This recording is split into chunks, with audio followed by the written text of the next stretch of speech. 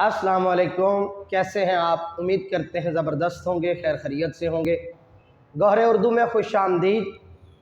आज हम मेहनत पसंद खिरदमंद जो सबक चल रहा है, आपके साथ तारुफ़ी लेक्चर इसका हो चुका।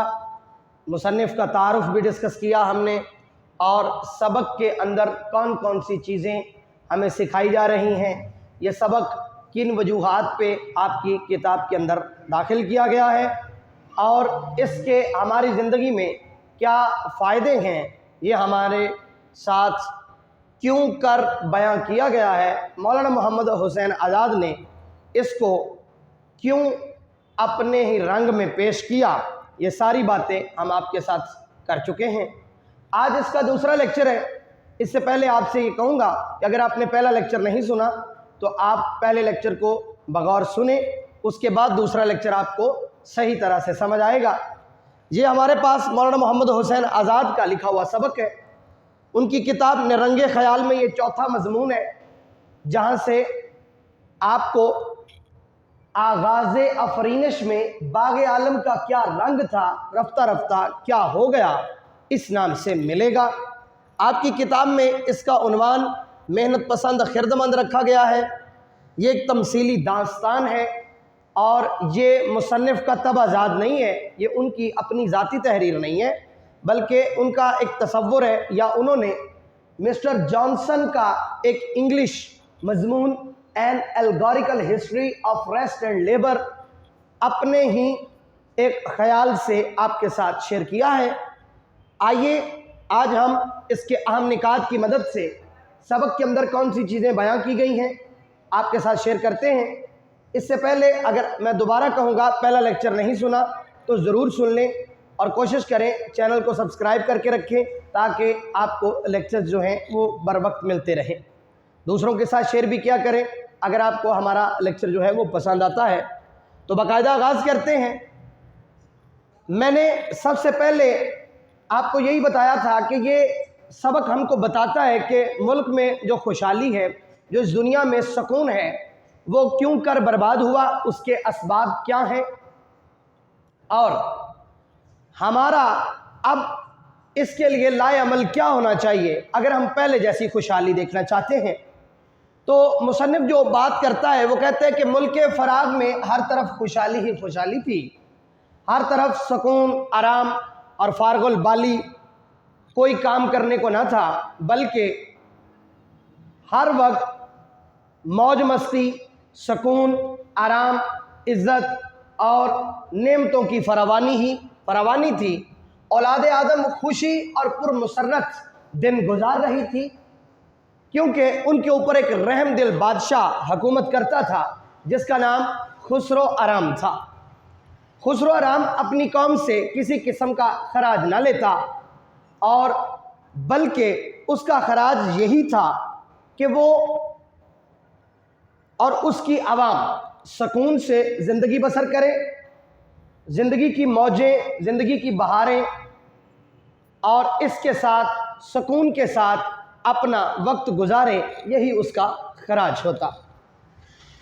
हर तरफ खाने पीने को बहुत ही मयस्सर था, और सुकून के साथ साथ जो अल्लाह की अता करदा नेमतें होती हैं, जिसमें परेशानियां नहीं मिलती, कोई बीमारी नहीं है, किसी किस्म की बेआरामी नहीं है, वो सब कुछ औलाद आदम को मुयस्सर था। फिर क्या हुआ? नेमतों की फरावानी हर तरफ इस कदर थी कि पीने को पानी आब हयात के जैसा, मौसम हमेशा बहार की तरह रहता। अच्छा, इसमें एक बात ज़रा समझिएगा, जब जब उर्दू अदब के अंदर बहार की बात होती है तो इसका मतलब खुशियाँ होती हैं। दिन की बात हो तो इसका मतलब खुशी है, रात की और ख़ज़ां की बात हो तो इसका मतलब गम और दुख, तकलीफ़ और दर्द की बात हो रही है। तो वो असल में आपको एक तमसीली अंदाज से कहता है कि हर तरफ मौसम बहार ही बहार का था, कोई दूसरा मौसम ना होता, मतलब हर तरफ खुशी खुशी थी, हर कोई अपनी ज़िंदगी में खुश था। किसी को किसी से जब कोई दुख नहीं मिलता है, जब इंसान की ज़िंदगी में किसी किस्म की तकलीफ़ नहीं होती, तो उसको दूसरे लोगों से किसी किस्म का कोई जो है वो ना तो हसद होता है और ना ही किसी किस्म की शिकायत और शिकवा होता है। तो हर तरफ मौसम बहार का, खाने पीने को ऐसी चीज़ें कि जो क़ुव्वत हाज़मा को बेहतरीन रखती, बड़े मकवी खाने होते, क़ुव्वत बख्श और सेहत बख्श खाने मिलते। इंसान इसी के दरमियान अपनी ज़िंदगी गुजार रहा था। हर तरफ खालिस और कुदरती माहौल मैसर था, खाने पीने को खालिस, किसी किस्म की मिलावट नहीं, और इंसान को हर तरफ कुदरती माहौल मिलता, दरख्तों के झुरमट मिलते, फूलों की खुशबू, और इसी तरह से कुदरती सामान की फरावानी थी।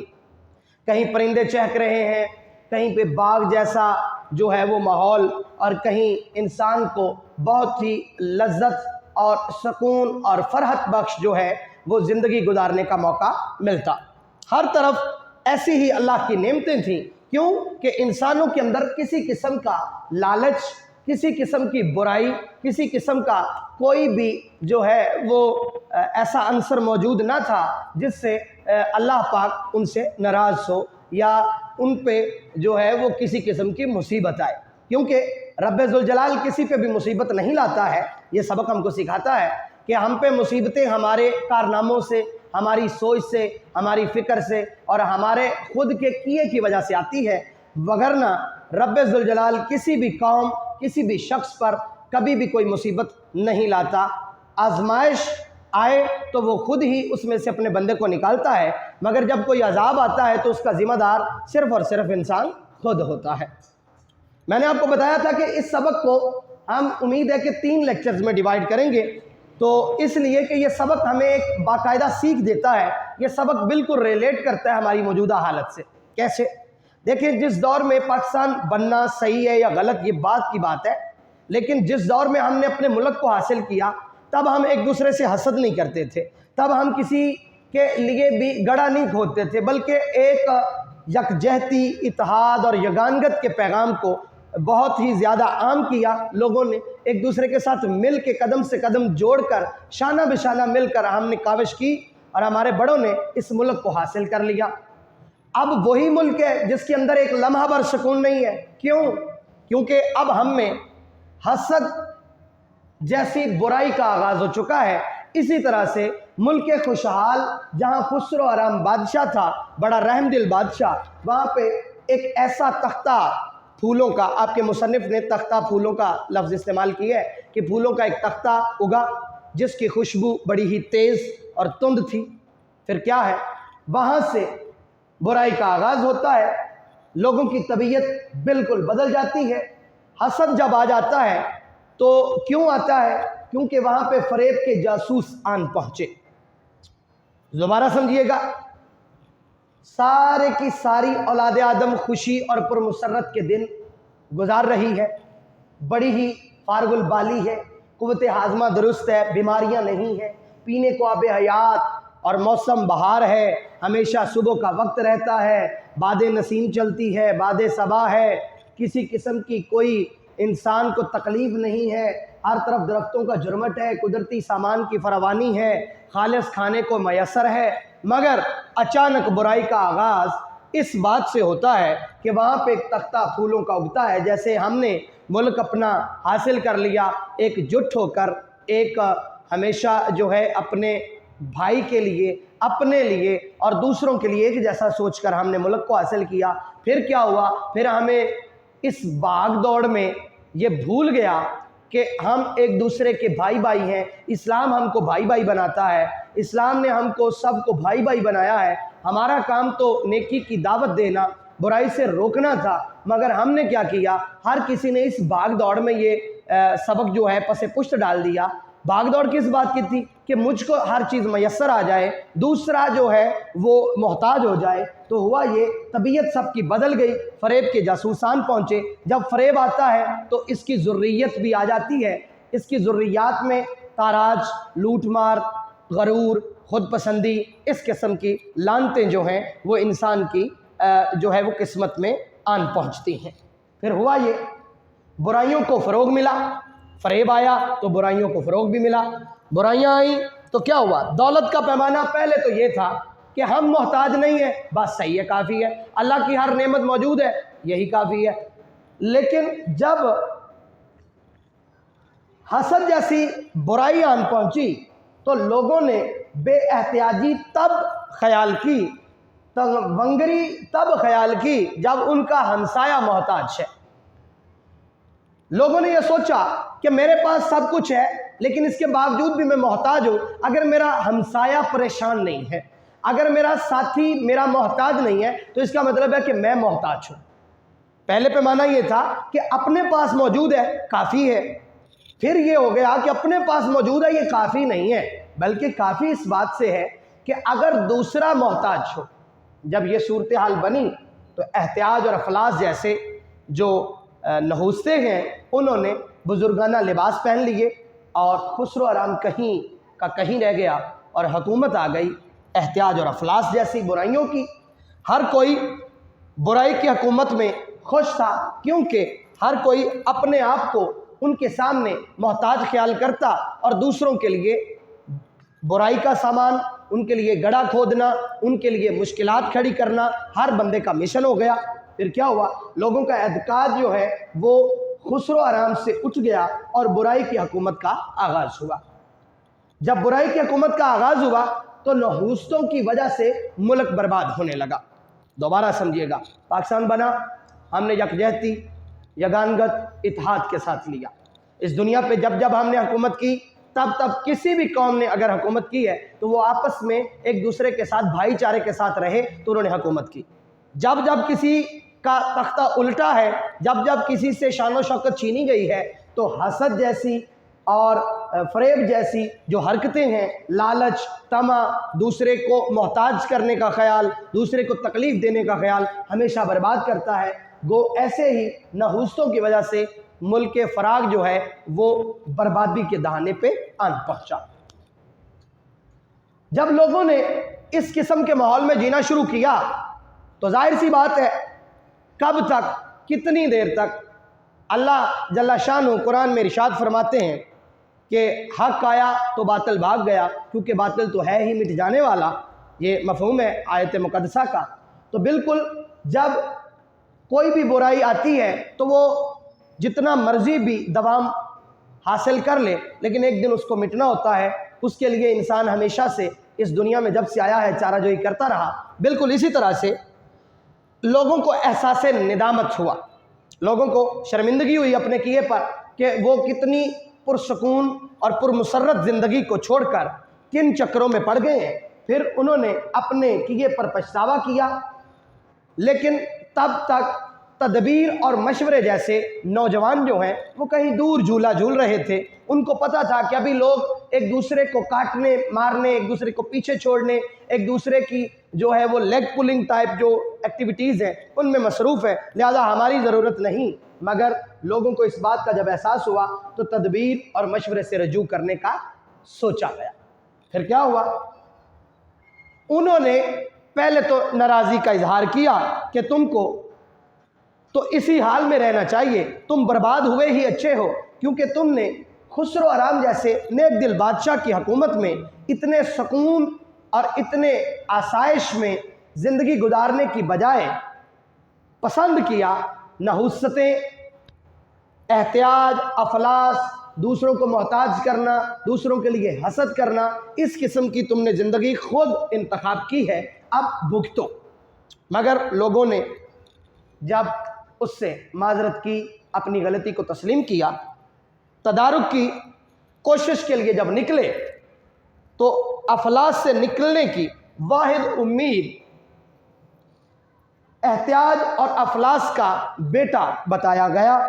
تدبیر اور مشورے نے بتایا کہ احتیاج اور افلاس کا ایک بیٹا ہے جو تمہاری مشکل کو حل کر سکتا ہے، اور وہ مشکل تمہاری تبھی حل ہوگی جب اس بیٹے کے تم تابع ہو جاؤ، جب اس کے پاس پہنچو۔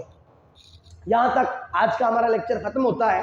دوبارہ میں آپ کو بتاتا ہوں کہ آج ہم نے سیکھا کہ ہمارا ملک خوشحال تھا، دنیا خوشحال تھی۔ پوری دنیا کی اگر بات کریں، جب حضرت آدم کی یہاں پہ آمد ہوتی ہے تو ہر طرف خوشحالی ہے، کسی قسم کا انسان نے گناہ نہیں کیا ہوا تھا، انسان کا دامن گناہوں سے پاک تھا۔ پھر کیا ہوا؟ ہر طرف خوشیاں ہی خوشیاں تھیں اور کسی قسم کی کوئی بھی انسان کو تنگی نہ تھی۔ آہستہ آہستہ قدرتی اور जो अल्लाह की रहमत का माहौल था वो ख़त्म हुआ। क्यों? लोगों की तबीयतें बदलती गईं, हर कोई एक दूसरे की जो है वो बुराई करने लगा, हर कोई दूसरे को पीछे छोड़ने के लिए सामान करने लगा। ऐसे ऐसे इक़दामात किए लोगों ने कि अपने आप को तरक्की देने की बजाय दूसरों की तनज़ुली का सबब बनने लगे। फिर क्या हुआ? लोगों में बुराई आ गई, बुराई की हुकूमत हुई, हर तरफ नहूसतें, अल्लाह ने अज़ाब नाजिल किए, इस दुनिया को बर्बाद किया और फिर दुनिया दोबारा ज़हूर पजीर हुई। क्योंकि आप जानते हैं मोहनजोदड़ो और हड़प्पा जैसी कई तहजीबें अल्लाह पाक ने इस दुनिया से मिटाई हैं और दोबारा दुनिया को आबाद किया है। किसी दौर में मिस्र इस कायनात का जो है वो दारुल हुकूमत हुआ करता था। आज मिस्र की क्या हालत है आप देख सकते हैं। ऐसे ही अल्लाह तख्ते उलटता रहता है और तख्त नशीं जो है वो बदलते रहते हैं, मगर एक ही सूरत है तख्त को अपने पास रखने की, और वो है इंसाफ, मसावात, रहमदिली और अल्लाह ताला ने जो अहकामात बताए हैं उसके मुताबिक ज़िंदगी गुजारना। जब जब इंसान ने छोड़ी है ये सारी चीज़ें, नहुस्तें आई हैं, मुल्क बर्बाद हुए हैं। ये सबक हमको यही सिखाता है कि जब इंसान पछतावा करे और एहसास नदामत हो जाए तो अल्लाह तौबा भी कबूल कर लेता है। फिर वो तदारुक की कोशिश अगर करे, अपनी मदद आप करे, वो ये सोचे कि मैंने अपने आप को बदलना है, तो अल्लाह असबाब भी पैदा करता है। ऐसे ही मुल्क फराग की जो बर्बादी है उसका जब लोगों को एहसास हुआ तो तदबीर और मशवरे के पास पहुँचे।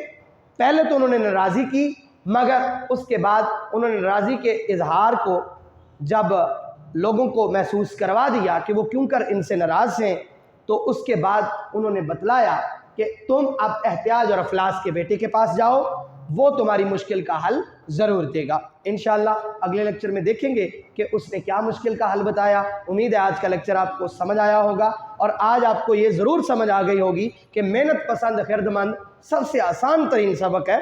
इसको आप सिर्फ वो जो है एक टिपिकल टाइप कह लें, या हम इसको कहेंगे कि ख़ुद उसको कॉम्प्लिकेटेड कर लेते हैं आप क्लास में पढ़ते हुए, या आपको पढ़ाते वक्त जो है वो उस तरह से आसान नहीं किया जाता। तो इंशाअल्लाह हम यहाँ पे बड़ी आसानी के साथ इसको समझेंगे। इंशाअल्लाह अगले लेक्चर में मिलते हैं। तब तक आप एक काम ज़रूर करें कि जो पहले 2 लेक्चर हैं वो ज़रूर सुनें और दूसरों से भी शेयर करें, और चैनल को सब्सक्राइब करके जो है वो बेल आइकन को दबा लिया करें, ताकि जो लेक्चर आगे आएंगे वो आपके मिस ना हो। अगले लेक्चर में मिलते हैं, तब तक के लिए इजाज़त दीजिए। अल्लाह निगहबान।